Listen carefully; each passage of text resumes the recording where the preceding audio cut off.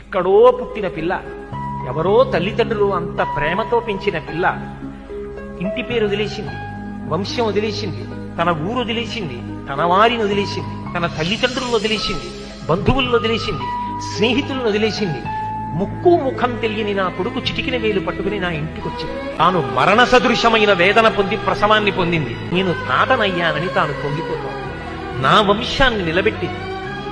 మా మామగారు బాగుండాలని కోరుకుంది, మా అత్తగారు బాగుండాలని కోరుకుంది. తాను నోము చేస్తే, వ్రతం చేస్తే నా భర్త దీర్ఘాయుష్మంతుడు కావాలని అడిగింది.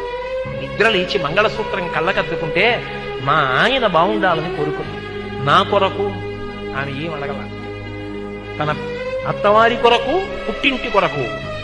ఆ పిచ్చి తల్లి ఎక్కడో పుట్టిన పిల్ల నా ఇంటికొచ్చి ఇన్ని చేసిందే, ఆ పిల్లగా నాకెక్కువ, నా కొడుకు ఎక్కువ అంటే ఆ పిల్లే నాకెక్కువ, నా కోడలే ఎక్కువ.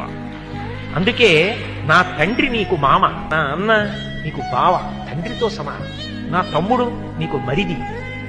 ఇప్పుడే పుట్టకపోయినా నీకు 2 ఏళ్ల తర్వాత కొడుకు పుట్టినా నీకు కొడుకున్న దాంతో సమానం. ఇదిగొచ్చిన కొడుకుతో సమానం. మా అమ్మకి కొడుకు ఎంతో నీకు మరిదంతే, నీకు కొడుకుతో సమానం.